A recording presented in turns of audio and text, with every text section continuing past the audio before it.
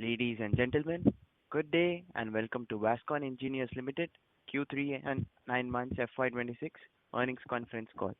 As a reminder, all participant lines will be in the listen-only mode, and there will be an opportunity for you to ask questions after the presentation concludes. Should you need assistance during this conference call, please signal an operator by pressing star, then zero on a touch-tone phone. Please note that this conference is being recorded. I now hand the conference over to Mr. Akhilesh Gandhi from Stella Investor Relations. Thank you, and over to you, Mr. Gandhi. Thank you, Rudra. Good morning, everyone. I, Akhilesh Gandhi, on behalf of Stella Investor Relations, welcome you all to the Vascon Engineers Quarter 3 and 9-month FY26 earnings conference call. We shall be sharing the key operating and financial highlights for the third quarter and the 9-month ended on December 31st, 2025. We have with us today the senior management team of Vascon Engineers Limited. We have Mr. Dr. Santosh Sundarajan. He is a Group CEO, and with him we also have Mr. Somnath Biswas. He is a Chief Financial Officer. Before we begin, I would like to state that this call may contain some of the forward-looking statements which are completely based upon the company's beliefs, opinions, and expectations as of today. The statements made in today's call are not a guarantee of future performance and also involve unforeseen risks and uncertainties. The company also undertakes no obligation to update any forward-looking statements to reflect development that occur after the statement is made. Documents relating to company's financial performance, including the investor presentation, have already been uploaded on the stock exchange. Now I invite Dr. Santosh Sundarajan to state his opening remarks on the company's performance for the third quarter and 9-month ended on December 31st, 2025.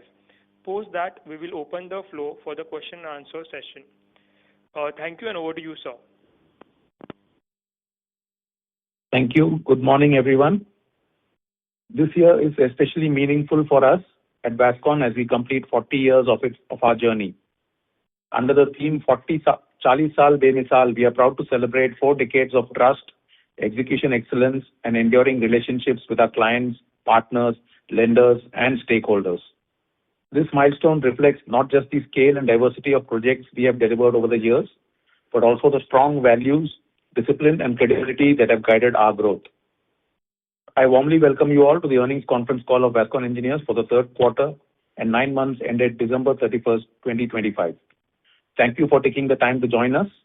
I hope you've had the opportunity to review our Q3 and 9-month results along with the investor presentation, which is available on the stock exchange as well as the company's website.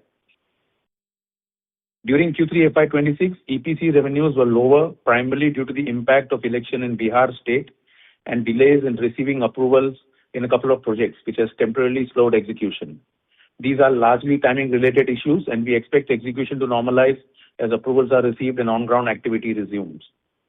On the real estate side, revenue during the quarter was impacted by revenue recognition policy, under which revenue is recognized only upon completion of projects. As no real estate projects were completed during this quarter, no revenue has been recognized. In contrast, Q3 FY25 included revenue from the completion of Goodlight project, resulting in a higher base for comparison. On a cumulative basis, our 9-month FY26 revenue growth has been muted at around 1%, primarily due to the lower execution in the EPC segment during Q3 and the absence of any major project completions in real estate during the quarter. With the second half of the year typically being more conducive for on-ground activity, we expect execution momentum to improve, enabling teams to accelerate progress on ongoing projects and support more consistent revenue recognition in the coming quarters. Building on our operational learnings and current execution trajectory, we have outlined clear strategic priorities for the remainder of the year. EPC continues to remain a core focus area with emphasis on improving execution efficiency and expanding our project pipeline to support sustainable medium-term growth. We continue to actively pursue new order inflows and expect to secure meaningful EPC orders during FY26, which will further strengthen our order book and enhance long-term business visibility. In the real estate segment, we remain focused on optimizing our debt structure in a more cost-efficient manner to improve liquidity and financial flexibility. At the same time, we are prioritizing the timely completion of ongoing projects to enable revenue conversion and profitability while preparing the ground for upcoming project launches. Our growth framework is anchored by a simple principle of sustained growth powered by execution excellence and financial discipline. This is supported by a strong working capital position with total sanction limits of 745 crores, including both fund-based and non-fund-based. Of this, approximately 370 crores remains unutilized, with an additional 60 crore currently under appraisal. This liquidity position provides us adequate headroom to execute our projects without disruption. With strengthened banking support and higher sanction limits, we are well positioned for rapid resource mobilization across projects. Our available working capital can support execution of up to approximately 3,000 crore of incremental EPC orders, ensuring predictable growth, sustained execution momentum, and healthy cash flow visibility. During the current quarter, we also received a revised working capital assessment from SBI with improved commercial terms. This included better collateral leverage, with collateral coverage reduced from 35 to 27%. SBI-led collateral optimization has unlocked incremental working capital without the need for additional security, thereby enhancing liquidity and improving cash flow efficiency. Additionally, bank guarantee margins for BGs exceeding 3 years have been reduced to 15% from 25%. BG commission rates have also improved. Further, CRISIL has reaffirmed our long-term credit rating at A- for the current year, reflecting the strength of our balance sheet, our liquidity position, and our banking relationships. Coming to our segmental performance, our EPC business continues to be the cornerstone of our growth journey. Over the years, we have built a strong track record, having successfully completed more than 225 projects, covering over 45 million square feet of construction across India. Our execution strength is backed by the team of over 500 skilled professionals across project management and engineering functions. In addition, our in-house design and planning capabilities enable us to offer complete turnkey solutions covering architectural design, structural engineering, and execution. This integrated approach reduces dependence on external agencies and speeds up our decision-making and helps maintain healthy margins. We continue to focus on large, high-value civil construction contracts, especially from the government bodies and reputed private players. A strong track record of quality execution and timely delivery has helped us build long-term relationships with marquee clients like AIIMS, NBCC, SIPCO, MMRDA, etc., and other leading institutions in healthcare, educational, industrial, and residential sectors. In Q3 FY26, our EPC revenue stood at 248 crore, reflecting a moderation of around 9% year-on-year basis. On a cumulative basis, EPC revenue for 9-month FY26 reached 676 crore, registering approximately 4% growth on a year-on-year basis. During the year so far, we have secured new EPC orders aggregating to 646 crores. In April 2025, we received an order from Royal Rides Private Limited, valued at about 225 crores. During Q2 FY26, we secured an order of 161 crores from MSEB for Saudamani Building at Haji Ali, Mumbai. Further, in Q3 FY26, we received an order of Navi Mumbai Municipal Corporation for a super specialty hospital at Belapur, valued at 220 crores. As a result of these additions, as of December 31st, 2025, our total order book stands at 2825 crore, which is approximately 2.8 times our FY25 EPC revenue, providing strong visibility for the next 2 to 3 years. The composition of the current order book is as follows. External EPC contracts account to about rupees 2470 crores, while internal real estate projects contribute 355 crores. Approximately 77% of the total order book is from government-backed projects, which supports timely receivables and provides greater cash flow stability. In addition, the strategic engagement with Adani Infra India Limited, as discussed earlier, is expected to further support future order inflows and strengthen our EPC order book over the medium term. Now, let me provide an update on the real estate segment. In Q3 and 9-month FY26, we continue to see steady progress across our ongoing projects. During the 9-month period, we achieved new sales booking of 77,315 square feet, with a total booking value of 86 crore and collection of approximately 105 crore.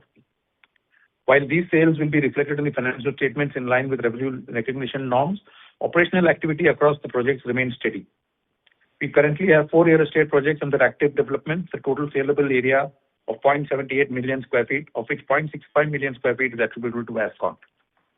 These projects include Tulips in Coimbatore, Good Life in Talegaon, TOA in Kharadi, and Orchids in Santa Cruz, Mumbai. To date, we have sold 0.48 million square feet, booked cumulative sales of 303 crore, and collected 238 crore. Revenue of 117 crores has already been recognized from Tulip and Good Life. Looking ahead, our near-term real estate pipeline remains strong and well-defined.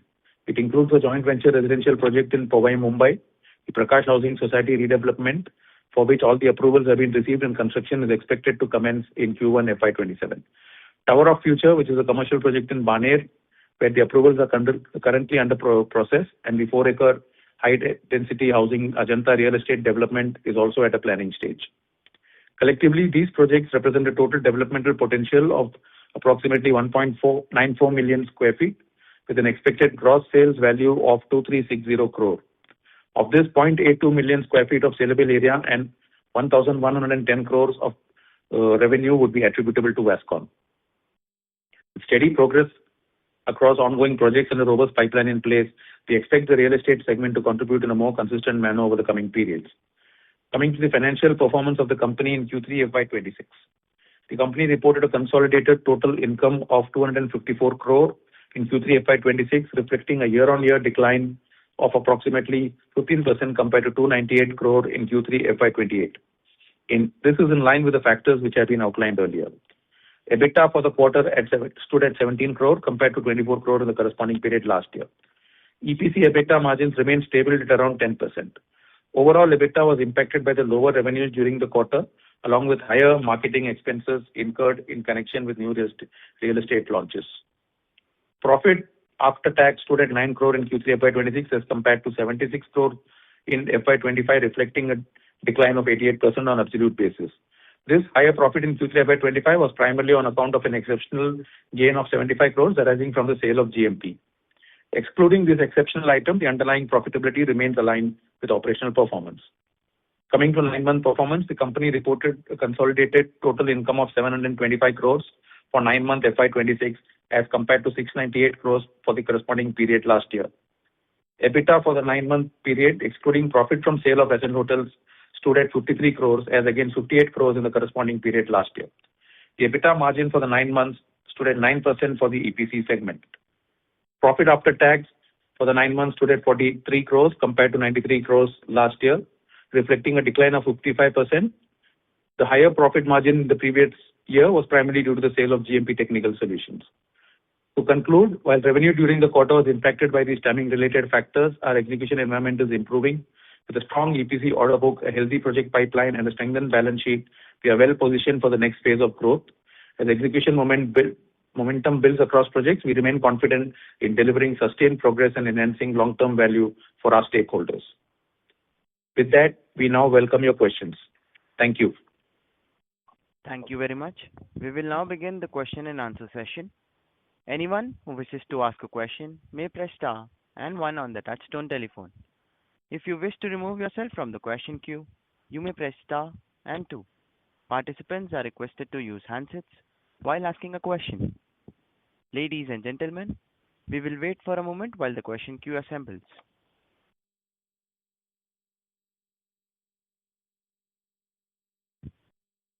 Our first question comes from the line of Himanshu Upadhyay from Steadford. Please go ahead. Yeah, hi, good morning. So my first question was on the real estate side, okay? If we look at our orchids, the presentation or the Q1, we had sold around 10%, okay? And currently, even after 2 quarters, we have sold only 13%.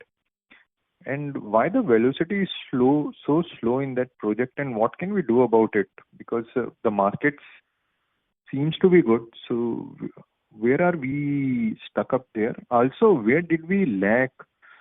Or is it in the project design feature, lack of focus or something else? What can we learn from it? Because I don't think we would have expected or wished to do a slow sales in the project. So some thoughts of that will be helpful. Yeah, primarily your observation is correct, as because this is our first redevelopment project in Bombay. And you know the market size of the Bombay redevelopment project, unless project comes to the ground level or ground level up, the sales velocity is very unlikely to increase. There is a standard phenomenon is the most of the redevelopment project, except that the player who are playing the game for a long time. I'm not referring them, but for any segment, any new start, it is a mind psyche. So now we are at G+1 level. The visibility is much better. The inquiry is much better.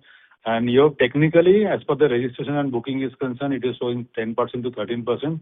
But there are another 10 odd bookings has happened, which has been token money and everything has been received.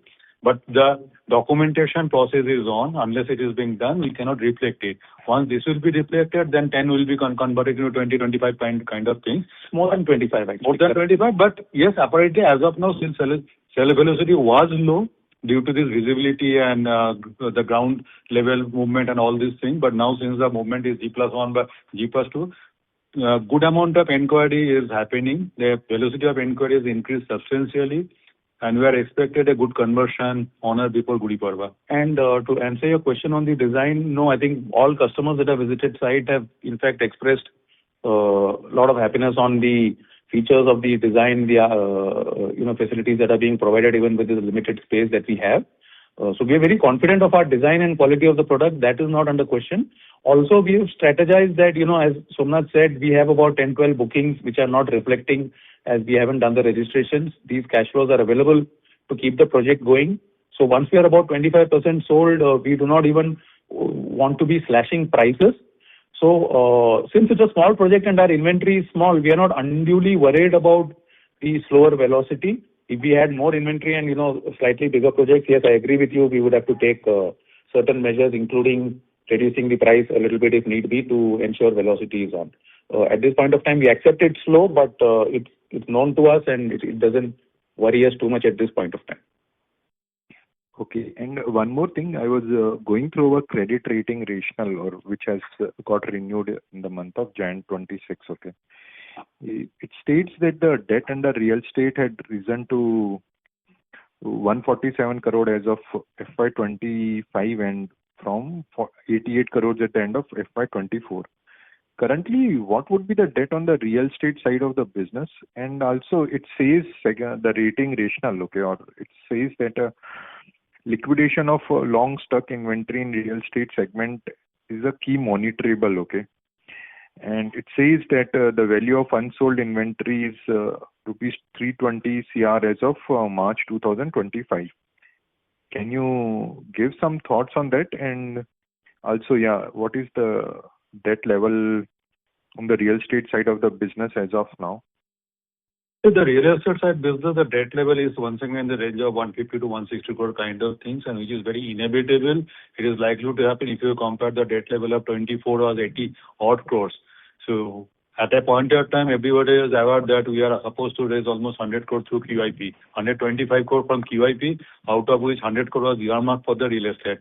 But due to certain market condition, all these things, we don't want to dilute our equity base drastically. We dropped the QIP program. But obviously, the project cannot be stopped. The fund mitigation has to be done through other sources. So that's why the debt has been increased. And also, a good chunk of this is not towards the 2-3 projects that are, giving us sales and revenue at this point of time. We have Powai, we have Baner, and we have Prakash, all of which needed, purchase of certain FSIs and approval costs to launch these projects. So, that is why the borrowing is also looking a bit high at this stage.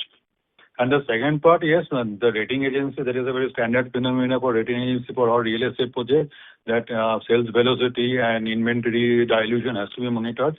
That is fine. Whatever the complicated project, there is no such inventory is left out. But ongoing project, there is a two-way to look at it because in books, certain of inventory is always getting piled up due to the revenue recognition policy. The books has to continue some good amount of inventory, which prima facie it is one side it is inventory, other side is just advance from customer, and so all these things are happening. So we are not too much worried as because sales are happening. Yes, for what you are pointed for the home final project, it was relatively slow, but now it is picking up, and also we are tying up some channel partners who is in that area who are predominantly operating in that particular segment. So we are quite hopeful that sales velocity will improve very significantly in coming days. Okay, because in our strategic goals and objectives also, which is I think slide 4, okay, we stated that the goal is to optimize the real estate debt, okay. So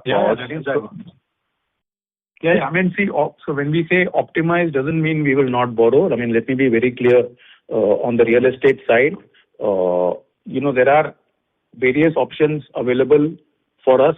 Real estate, even though we are doing it on a joint venture basis, and I keep saying it's glorified EPC, the way we look at it, but even then today, given the FSIs available in most land parcels, premium FSIs and TDRs would have to be purchased.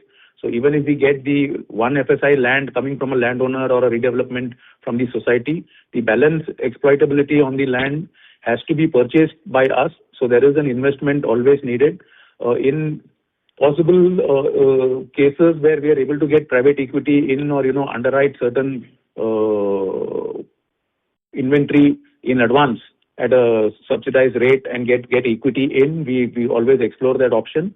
But in some cases, when we know that it's a matter of 4, 5, 6 months by the time the approvals come and we are able to launch, and if private equity is coming at an extremely high cost, then we don't mind borrowing. Our current borrowings are well below 15-13%, and all of these borrowings are in our assessment not more than 6 to 8 months. There will be a rollover.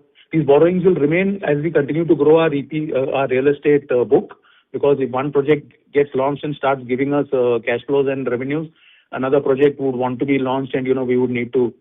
But we will keep a constant eye on the amount of borrowing, the serviceability of this borrowing, and we will ensure that it is not going to create trouble for us internally.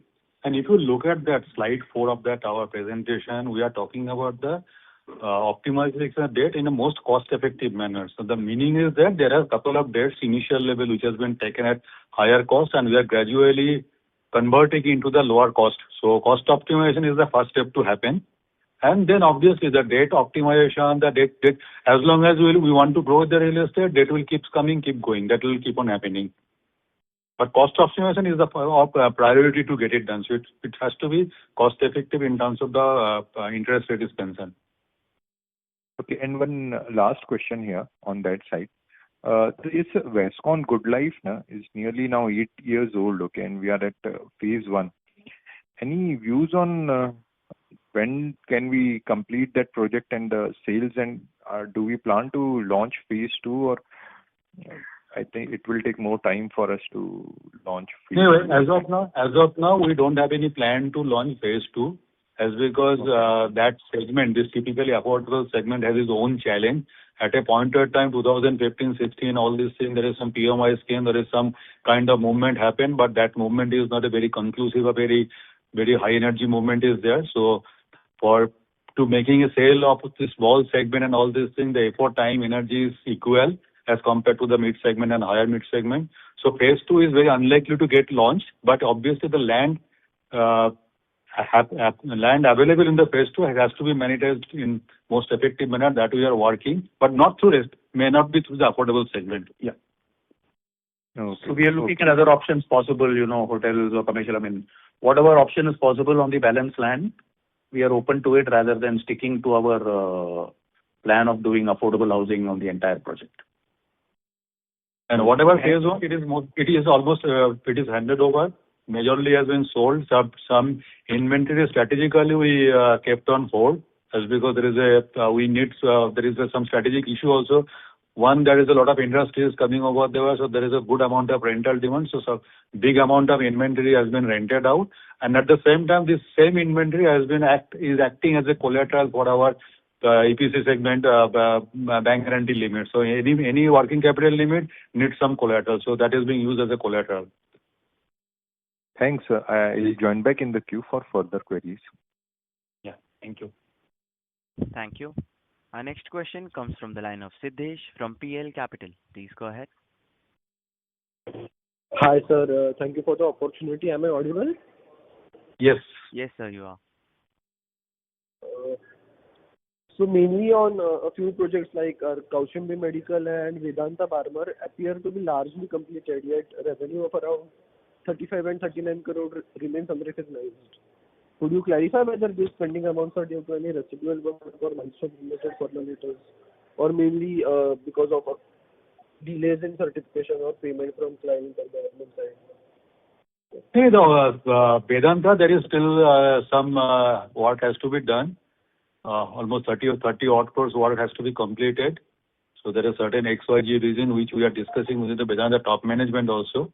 So certain thing has been slowed down and certain thing has decision is yet to be taken by them. But a couple of meeting has happened. So we are hopeful that by Q2 of this particular financial year, the project will get completed. It is most likely. That hospital project is almost complete. Is the ending work process and final bill certification is there. Nothing as such is major left out is there. Only the snag list completion and certification of the final bill, which takes its own sweet time to get it done. Understood. And with around 370 crore of unutilized funds enabling execution capacity for like orders around 3,000 crore, what Yes. factors are contributing to the current slowdown in order inflows? Is this due to lower bidding activity?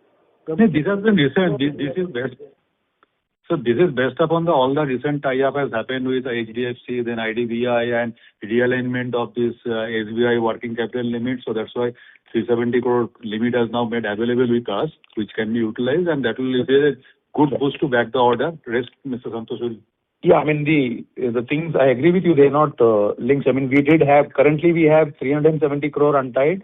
It's not that 6 months ago we did not have any untied limits. So bank guarantee was a constraint for booking orders, I would say, a year or two ago. This entire year, not booking orders is not attributable to, lack of banking relations or bank guarantee, to be honest. We have been trying, we have been filling a lot of tenders. We have even, as I said in the quarter call last year, that, brought down our margin expectations by a basis point or so. We are ready to, bid in the range of 13 rather than 15 even at this point of time. But we haven't, I mean, it's suddenly become a very competitive market in the space that we have been operating in UP, Bihar, and Maharashtra. A lot of tenders were put on hold because of the municipal elections over here. Bihar also, a lot of things were put on hold because of the state elections, which have only about now stabilized in terms of the government body there. In UP, most of the tenders, I mean, we bid for a lot of tenders in UP, and all of them have been going at, minus 30, minus 25%, where we have not been able to bid more than minus 10%. So it looks like a crazy, horizon over there in terms of bidding. Now we're trying in Tamil Nadu, we're trying the private sector, we're trying in Karnataka as well. We are currently now L1 for, couple of orders totaling to about 1,300 to 1,500 crores. We are hopeful that we will receive some good news in the short term. We are also talking to we are also in talks with a couple of projects where we feel we will be able to back or be competitive on a design and build basis. So the last year's order target was 1,500 crores, which should have happened by March 2026. We are just a month away. We have done only 650 crores. So I'll make it amply clear that, on that count, it does look like we have failed in a big way. But we are not unduly perturbed. It has become very competitive. We are ready to compete. We are ready to reduce our margins. And we are confident that, whatever doesn't happen by March end will probably happen, in the first quarter of next year, including, and so we're not going to reduce our target cumulatively to next year. If it was 1,500 for this year and 1,500 for next year, 3,000 plus crores by April 2027, we shall take it head on. As Somnath pointed out, the BG limits are in place. So now it is a matter of continuously bidding, and with some luck by our side, we are very confident we will get those orders in place and keep the growth story alive. But yes, it is not linear. It hasn't happened quarter on quarter in a linear way like we would all love for it to happen. Understood, sir. That's it from my side. Wishing you all the very best. Thank you. Thank you. Our next question comes from the line of Mihir Vyas from 9 Rays Equity Research. Please go ahead. Hello. I'm audible? Yes. Yes, sir, you are. Just a clarification question. So we book revenue in real estate on the project completion basis. Is it a percentage completion basis or it's complete project completion basis? Complete project completion. Okay. And any update or something on Adani tie-up? Lot of discussions happening, the modality. See, the Adani tie-up is not a typical contract award that you would get from any client. They want a partnership for us to work on the medium to long term together. And so they are also coming up with a totally new kind of a contracting methodology itself, which, they are working out. So we've had a lot of technical discussions on that front with them. That has sort of been frozen in terms of responsibilities on their side, responsibilities on the project management consultant side, and responsibilities on our side as their contracting partners. They want us to be involved at a very early stage from design and planning itself. So at each stage, the responsibility matrix has been carved out. We have negotiated, discussed, and accepted all of that at this stage. Parallelly, about 4 projects at site we have visited. We have started engaging with them on drawings, decisions, or in terms of planning on these projects.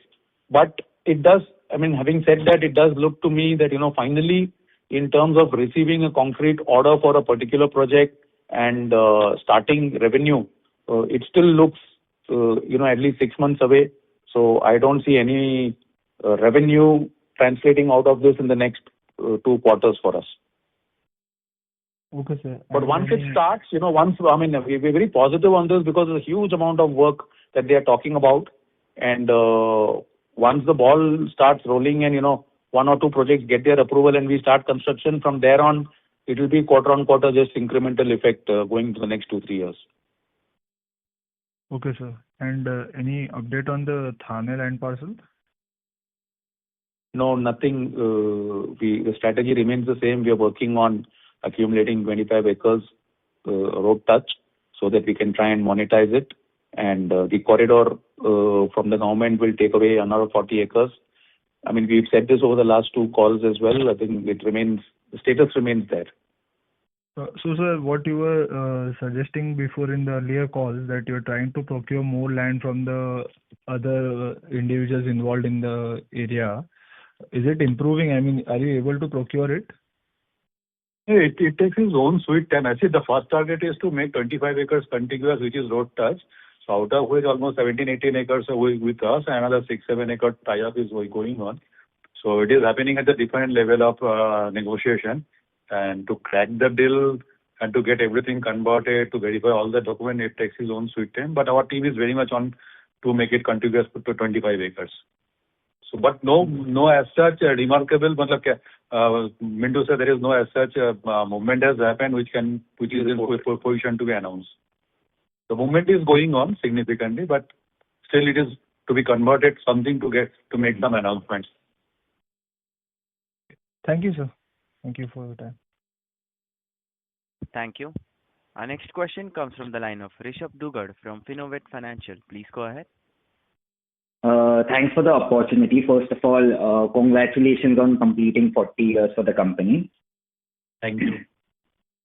Since a large majority of your business, usually comes from EPC and government clients, could you just explain to me how do you, select the projects to bid for, and what are the factors you evaluate before taking up the project? Yeah, so firstly, I think we want to be a bit more exposed to good quality private clients as well. So we have set up a business development team to be aggressively working on the private sector as well. At this point of time, we are only about 20% on the private sector. We would like it to be about 60-40, at least 40 private, 60 government. We do not want to be 80% exposed to government. Although, having said that, at this point of time, government projects seem to be the most preferred projects when we evaluate, where we want to put our resources, our bank guarantees, our staff, and our bandwidth. We've had a good run with the government. To tell you how do we select these projects, it depends on states where, for example, firstly, our sweet spot currently is in the range of 300 to 700, 800 crores. So the projects which land up in this kind of a ticket size, most of them seem to be hospitals. That's why you would see a skew towards hospitals in our order book. It is not because we just like hospitals, but it is because projects where we seem to be competitive on a design and build basis, ranging from 300 to 600, 700 crores, mostly are hospitals. Other institutional, smaller buildings, schools, etc., seem to be of smaller size. And then a lot of bigger airports and, bigger infrastructure projects are in over 1,000 crores. So one is that sweet spot, 300 to 800, where we qualify and where the competition is in line for us to be able to bag these orders. Second is we evaluate, which department from the government is going to be funding this, because we stay away from potentially politically sensitive buildings which could land up in trouble if there is a change in government in the state during the tenure of the project. So we like to look for projects which are well funded, which will not be in the scanner of politicians once elections are close by or elections are over. So these are mostly in second tier, third tier cities, villages where there is not much eyeballs. So these are criteria we look at. But having said that, as I said, at the end, we also have to win. This year, we haven't won enough orders, so we cannot be extremely choosy on, more than many criteria that we want to put from our side. Got it.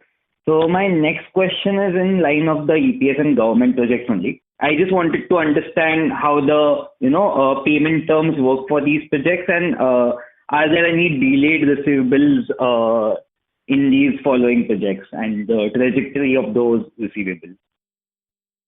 So receivables generally contractually, the payment terms are monthly. So we bill every month. The mode of billing could be different depending on the mode of the contract. It could be an EPC contract, or it could be a item rate contract, or a design and build EPC contract. But the billing will happen every month, and the payment is supposed to happen every month. Now, out of the 10-15 big projects currently we are working on, so far last 3 years we have not had any major issues of delay, except now in the last 2-3 months, a big project in Bihar, Supol, where we've been doing more than 30 crore per month kind of work.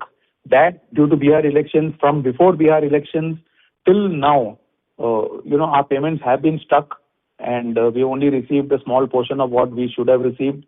And therefore, a couple of months ago, we had to take the hard call of stopping or slowing down work at site. The labor has reduced, and we were not in a position to keep pumping money, or we are not, as a strategy beyond the point, we've always maintained that we will not pump money into someone else's project. So between the devil and the deep sea, we had no choice but to choose the devil and, stop or slow down site. And that has, significantly affected our revenue for last quarter as well. And our targeted revenue for the year also is going to be affected because of this. Even now, as we speak, we haven't received the receivables from the project, but we are in constant touch with the department and the government. Things have stabilized. Funds have been allocated. We expect the money to come in this week or maximum by next week. And once the money is in, we will remobilize and speed up the project. And so, as we said in our this, there is no loss of overall revenue. There is no reduction in contract value or any such thing, or even in the profitability in the long run. A very small hit because of the overheads over the last 2-3 months. But it's a delayed recognition that is going to affect our targets for this year. Understood. So I think your goal is to, increase your private client segment from probably 20 to 40, right? So, Yes. Just wanted to understand, is there any difference between the project selection, based on EPC and government projects? And if you have any private client segments, are there any repeat customers for any new project for these private clients? Yes, so we have done repeat work for people like Godrej. We are now in talks with Mahindra. We are doing for Vedanta. We're doing for Capgemini. We are in talks with a couple of other IT clients who are coming up with their campuses. There are differences between government and private. Also, the kind of private clients that we want to engage with, our terms of negotiation would also differ. We, of course, have Adani going on in a different direction altogether. So, private is a big universe out there. With each private client, we set our own terms of guarantees that we would want to put up, or payment terms, or advances, or capital investment on their projects. All of these would be discussed case to case basis. Understandable. So I just have one last question. It's regarding the outsourcing, if you do any, and is there any way you do any outsourcing so that your efficiency has increased? See, we do not. What we bring to the table is the civil side of construction is wholly governed by us. Of course, in our contracts, the labor is generally outsourced to labor contractors. Every now and then we do rent out certain assets. If we feel purchase of an asset for a short term is not the viable option, then we go with short-term rental of, maybe shutterings or some equipment at site.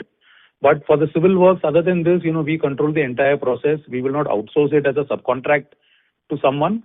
But when it comes to finishing and when it comes to MEP, some of those things come into our scope, and we are not experts. We do partner and engage other experts to whom we outsource work. Got it. Thank you so much, and I'll join back the queue. Sure.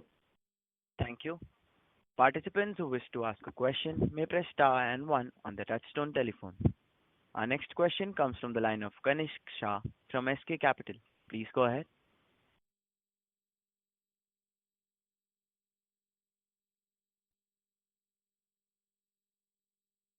Mr. Kanishk?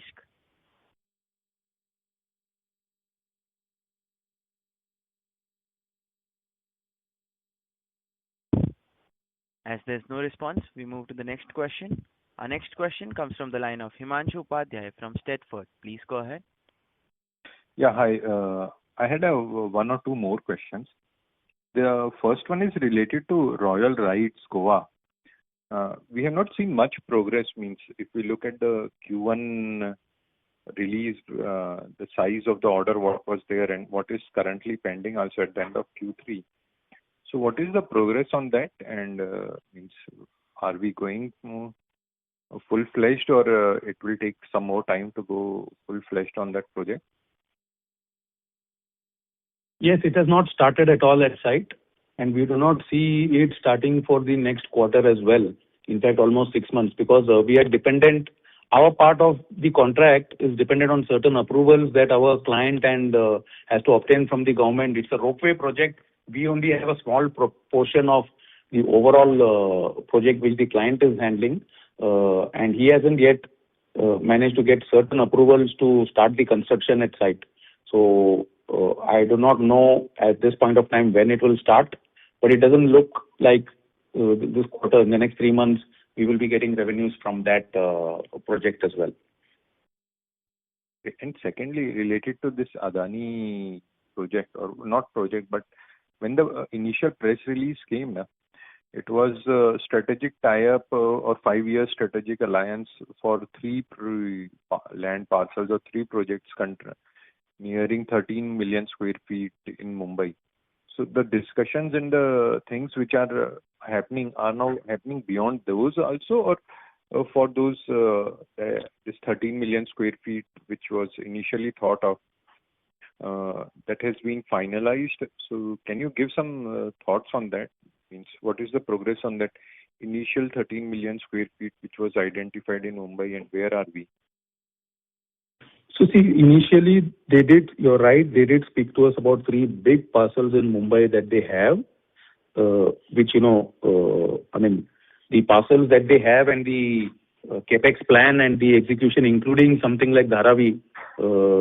So they are looking at lakhs of crores of investment into construction on these parcels in Mumbai itself. And that is why they have been talking, with partners like us, because they do see that they would need partners to execute that volume going forward.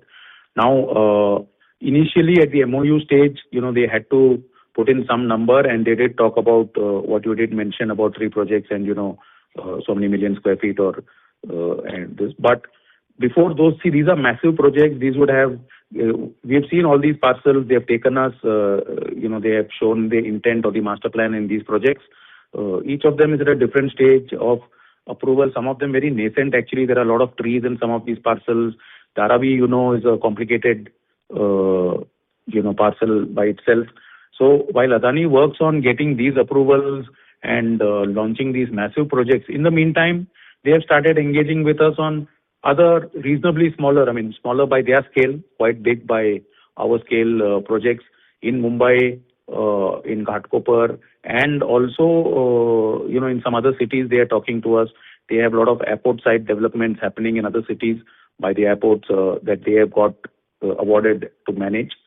So, yes, every time we do meet them, they do have various other projects they talk about.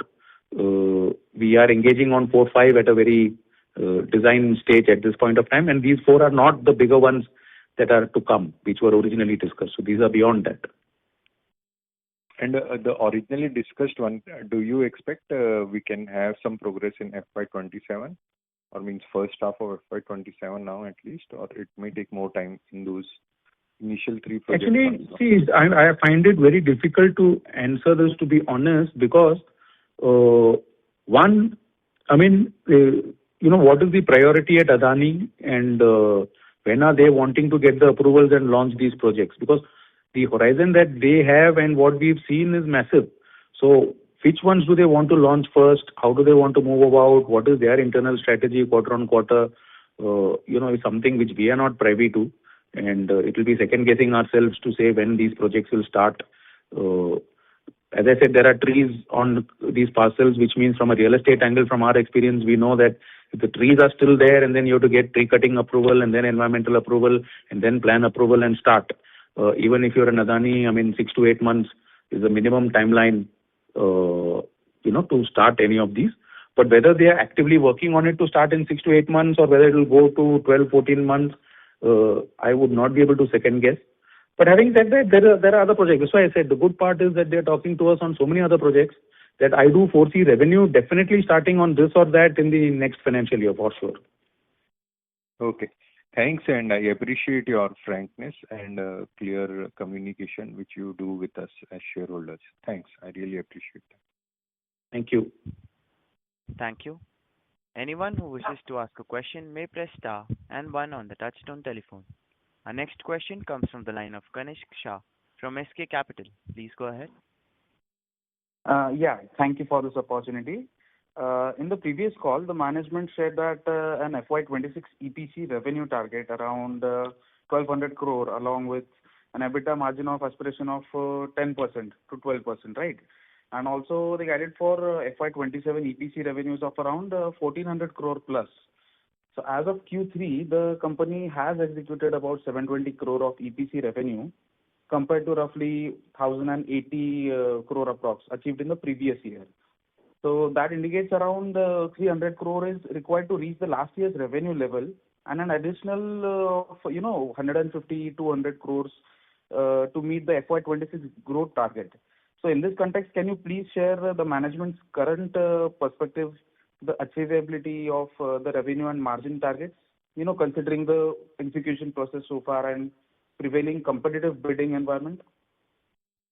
Yes, you are right. It does look like we will not achieve what we projected up to last quarter in terms of 1,200 plus crores. It was a target. We were on track till Q2, although Q1 and Q2 revenues are normally less. When we assessed our projects, we were very confident in Q3 and Q4 we will be able to achieve those executions to reach 1,200 crore. However, as I said, one of our top projects, which was Supol, which was giving us 30 crore revenue per month, which by itself in a quarter could have given us 100 crores, has slowed down since September. And in the last 2 to 3 months, we have done no work over there, which is a direct loss of about 100 crores of revenue. Also, Capgemini project, they've had some internal processes within their company, certain decisions they wanted to relook at in terms of their capex, and so they slowed down the project for a bit in Chennai. So about 30, 40 to 50 crores of revenue for the year is easily not going to be achieved in Capgemini, which we should have achieved thanks to our clients' delayed decision making. And the last one, third project, which again is not giving us the throughput that we thought we will get, is at Sindhudurg. The hospital that we're doing at Sindhudurg, that also due to certain decisions from the government side, client side, our bill approval process, that also got stuck. So these 3 projects which were supposed to give us, so we do see a lag. We will not be able to catch up in 1 quarter now from 750 to 1200. So that's amply clear. So we will probably end up hopefully at same levels as last year or slightly better is what our current target is. But as I said, none of this is a reduction in our scope or reduction in contract value or loss of revenue in the overall picture. It's a delayed revenue. So we then hope to be more aggressive in catching up on all of this in the next year and achieve that 1,400, that we had set. So while 1,200 will drop. Let me be amply clear, 1,200 doesn't look achievable. I would be, not right to project those numbers standing where we are standing now. But next year we hope to then catch that back and put the growth trajectory back to that 1,350-1,400 crore target that we would take. Okay. Got it. Thank you. That's all from my side. Yeah. Thank you. Ladies and gentlemen, as there are no further questions from the participants, I now hand the conference over to Dr. Santosh Sundararajan for closing comments. Yeah, thank all the participants for the continued interest. I do realize that, while we take a lot of pride in projecting and achieving our projections, this quarter we have fallen short of what we would have wanted to achieve, and our revenue is also going to reduce. Our order booking is also not up to what we have projected. I'm aware, the company is aware, but we are very actively working on it. There's nothing fundamentally or structurally wrong, and all of this is a temporary blip which will be overcome in the next few quarters. So I appreciate your trust in the company and looking forward to see you all again next quarter. Thank you. Thank you. On behalf of Vascon Engineers Limited, that concludes this conference. Thank you for joining us, and you may now disconnect your lines.